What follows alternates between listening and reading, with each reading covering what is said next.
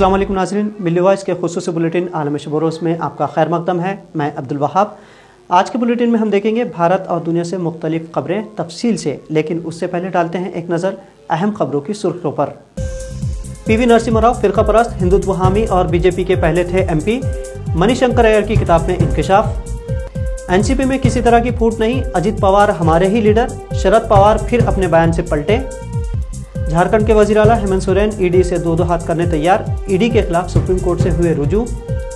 जूते उतारने की दरख्वास्त पर लखनऊ की मेयर हुई नाराज, अस्पताल मुनहदम करने बुलडोजर मंगवाया। और अफगानिस्तान ने अक़वाम मुत्तहिदा के इमदादी मिशन की रिपोर्ट को किया मुस्तरद, बताया झूठ का परिंदा।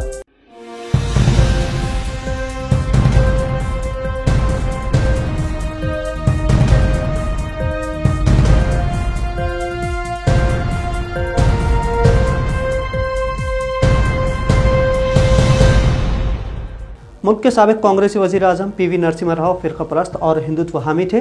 ये हम नहीं बल्कि कांग्रेस के सीनियर लीडर मणिशंकर अय्यर का कहना है। मणिशंकर अय्यर के मुताबिक नरसिम्हा राव बीजेपी के पहले वज़ीर आज़म थे। अय्यर की ताज़ा तसनीफ़ मेमोयर ऑफ मैवरिक का अजरा अमल में आया। इस अजराई तक़रीब से अय्यर खिताब कर रहे थे। अपने खिताब में सीनियर कांग्रेस लीडर ने कहा कि नरसिम्हा राव एक फ़िरक़ा परस्त और हिंदुत्व की तरफ झुकाव रखने वाले क़ायद थे। इस दौरान अय्यर ने नरसिम्हा राव के साथ अपनी बातचीत का भी तज़किरा किया। मणिशंकर अय्यर ने बताया कि एक बार वो पीवी नरसिम्हा राव के साथ राम रहीम यात्रा निकाल रहे थे। इसी दौरान राव ने उनसे कहा कि उन्हें उनके दौरे पर कोई एतराज़ नहीं है, लेकिन उन्हें सेक्युलर होने की तारीख पर एतराज़ था।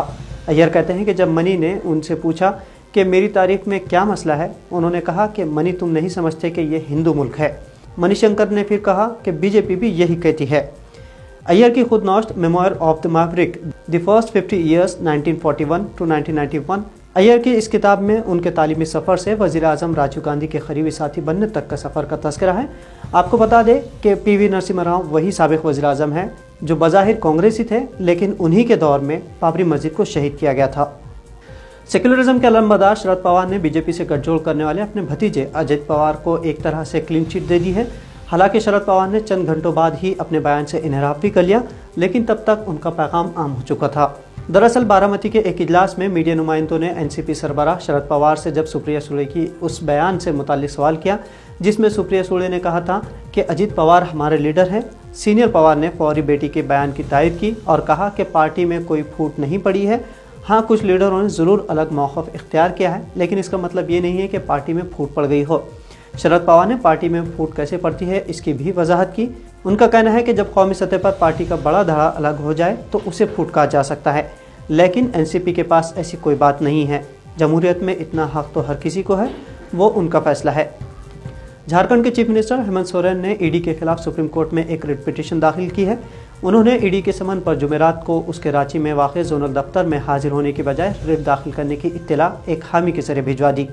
हालांकि अभी ये पता नहीं चल सका है कि उन्होंने ईडी के समन को चैलेंज किया है या उसकी पूरी कार्रवाई पर सवाल उठाया है। सोरेन के रवैये से ये ज़रूर साफ होता है कि वो जांच एजेंसी के साथ अब आर पार की लड़ाई के लिए तैयार है। ईडी ने 24 अगस्त के समन में सोरेन से कहा था कि वो रांची में वाक़ जोनल दफ्तर पहुंचकर अपनी मिल्कियत की तफसील के ताल्लुक बयान रिकॉर्ड करवाएं। जब किसी मुल्क या रियासत में कानून की हुक्मरानी ना हो तो छोटे छोटे मामलात भी अनारकियत की सर चढ़कर बोलते हैं। हुक्मरानों का दिमाग 7वें आसमान तक पहुँच जाता है। ऐसे ही कुछ हालात इन दिनों उत्तर प्रदेश में चल रहे हैं। इसकी एक बेहतरीन मिसाल कुछ यूँ सामने आई कि लखनऊ की मेयर सुषमा खड़क एक मरीज़ की अयादत के लिए अस्पताल पहुंची, जहां अस्पताल के आईसीयू अमले ने उनसे अंदर जाने से पहले चप्पल उतारने की दरख्वास्त की। बस फिर क्या था, मेयर मोहतरमा का पारा इतना चढ़ गया कि वो अपना आपा खो बैठी। मैंने अस्पताल में मौजूद डॉक्टर्स और तिब्बी अमले के साथ बदजुबानी तो की ही, साथ ही अपनी ताकत का मुजाहरा करते हुए अस्पताल को मुनहदम करवाने बुलडोज़र भी बुलवा लिया। जब मेयर बरहम हो जाएं तो कारकुनान कैसे खामोश रह सकते हैं। मेयर के टोले ने अस्पताल की मुखालिफत में पोस्टरबाजी शुरू कर दी और इसी दौरान पुलिस ने बरवक्त मुदाखलत करते हुए मेयर सुषमा खड़क के गलत फहमी को दूर किया और मामला रफा दफा हुआ। All India Muslim personal board के 11 अरकान पर मुश्तमिल वफद ने लॉ कमीशन के सरबराह और दीगर अफसरान के साथ मुलाकात की। इस वफद में बोर्ड के सदर मौलाना खालिद सैफुल्लाह रहमानी के अलावा मुफ्ती मुकर्रम, नबीला जमील और कासिम रसूल इलियास भी शामिल थे। बताया जाता है कि मुलाकात के दौरान मुस्लिम पर्सनल बोर्ड के अराकीन ने लॉ कमीशन को वाज़ेह लफ्ज़ों में कहा कि मुस्लिम पर्सनल लॉ कुरान और सुन्नत का कानून है और इसमें किसी भी तरह की तब्दीली नहीं हो सकती। वफद ने लॉ कमीशन से ये भी कहा कि मुसलमान शरीयत से क़तई समझौता नहीं कर सकते। اس ملاقات کے دوران لاء کمیشن کے اراکین نے مسلم پرسنل لاء بورڈ کے اراکین سے کچھ سوالات بھی کیے، جیسے متع اور حلالہ کے بارے میں بورڈ کیا سوچتا ہے، جنڈر جسٹس پر بورڈ کا کیا رخ ہے، ملکیت میں خواتین کے حصے کو لے کر بورڈ کا کیا نظریہ ہے، اسلام میں شادی کی کیا عمر ہے، اس طرح کے سوالات۔ مسلم پرسنل لاء بورڈ کے وفد نے ان تمام سوالات کے جواب دیے۔ اس ملاقات کے بعد مسلم پرسنل لاء بورڈ کے ترجمان ڈاکٹر قاسم رسول الیاس نے کہا کہ انہوں نے لاء کمیشن سے کہا ہے کہ یہ سب کچھ بی جے پی اور RSS کی شہ پر 2024 کے لوک سبھا انتخابات کے مد نظر کیا جا رہا ہے۔ انہوں نے یہ بھی کہا کہ Muslim Personal Law Board uniform civil code کی پرزور مخالفت کرتا رہے گا۔ اور ناظرین، اب کچھ عالمی شب و روز کی جھلکیاں۔ سال 2020 کے انتخابی نتائج میں الٹ پھیر کے الزامات کا سامنا کر رہے امریکہ کے سابق صدر ڈونلڈ ٹرمپ نے خود سپردگی کر دی ہے۔ بعد میں عدالت نے $2 لاکھ کے بانڈ کی ادائیگی پر ٹرمپ کو ضمانت پر رہا کر دیا۔ برطانوی خبر رساں ایجنسی رویٹرز کے مطابق جارجیا کے شہر اٹلانٹا میں فلٹن کاؤنٹی جیل میں گرفتاری کے بعد ڈونلڈ ٹرمپ کی دیگر قیدیوں کی طرح مگ شاٹ تصویر بھی بنائی گئی۔ ایسا امریکہ کی تاریخ میں پہلی مرتبہ ہوا ہے کہ کسی سابق صدر کی ملزم کی حیثیت سے مگ شاٹ جاری کیا گیا ہے۔ اس مگ شاٹ کے بعد ٹرمپ گینگسٹرز اور بدماشوں کی طرح ہائی پروفائل امریکیوں کی فہرست میں شامل ہو گئے ہیں، جن کی جیل میں تصاویریں لی گئی تھی۔ ڈونلڈ ٹرمپ نے ایکس یعنی ٹویٹر پر اپنے مگ شاٹ کی تصویر شیئر کرتے ہوئے طنزیہ لکھا کہ انتخابات میں مداخلت کبھی سرنڈر نہ کروں۔ افغانستان نے اقوام متحدہ کے امدادی مشن یعنی UNAMA یوناما کی جاری کردہ رپورٹ کو سرے سے مسترد کر دیا ہے، جس میں کہا گیا تھا کہ طالبان حکومت نے 15 اگست 2021 سے 30 جون 2023 کے درمیان 218 حکام کو عدالتی فیصلوں کے بغیر قتل کر دیا ہے۔ طالبان حکومت کے جاری کردہ اعلامیے میں کہا گیا ہے کہ یوناما کی رپورٹ یک طرفہ اور جانبداری پر مشتمل ہے۔ اس رپورٹ میں حقائق کو مسخ کر کے پیش کیا گیا ہے۔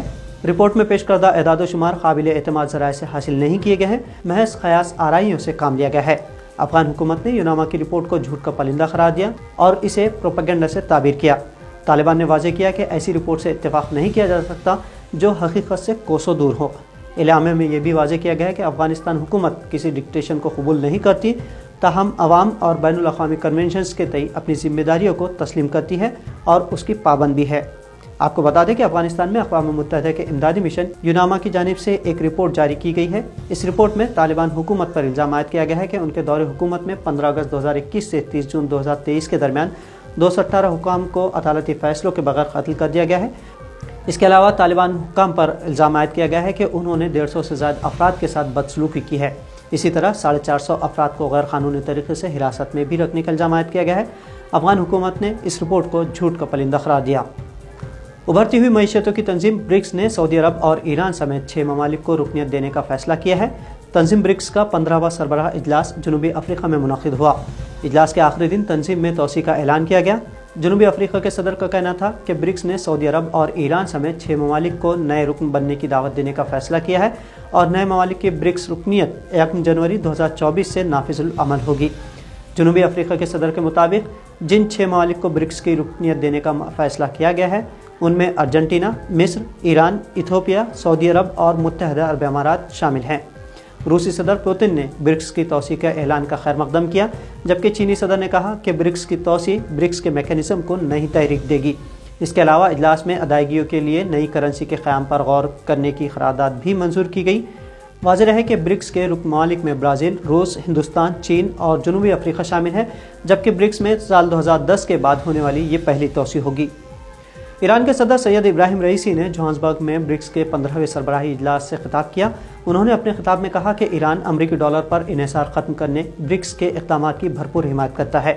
ایران کے صدر نے کہا کہ ان کا ملک برکس کے اراکین کے مابین اقتصادی روابط سے ڈالر کے خاتمے، قومی کرنسیوں سے استفادے، ادائیگی اور مالیاتی فروغ کے لیے گروپ کے میکینزم کے تقویت کے لیے برکس کی کامیاب کوششوں کی بھرپور حمایت کرتا ہے۔ رئیسی نے اپنے خطاب میں کہا کہ اس وقت تسلط پسندی، ناانصافی، امتیازی سلوک اور اخلاقی بحران نے دنیا کو پیچیدہ صورتحال سے دوچار کر رکھا ہے۔ انہوں نے مزید کہا کہ برکس میں ایران کی رکنیت کے فوائد تاریخ ساز ہوں گے۔ یہ رکنیت بین الاقوامی میدان میں پائیدار امن، عدل و انصاف کے قیام کی راہ میں ایک مستحکم قدم ثابت ہوگی اور نیا باب رقم کرے گی۔ تو ناظرین، ملی وائس کے بلیٹن میں آج اتنا ہی۔ ملی نقطہ نظر سے بھارت اور دنیا سے مختصر لیکن منفرد اور اہم ترین خبریں آپ کو کیسی لگی؟ کمنٹس کے ذریعے آپ کی رائے ہم تک ضرور پہنچائیں۔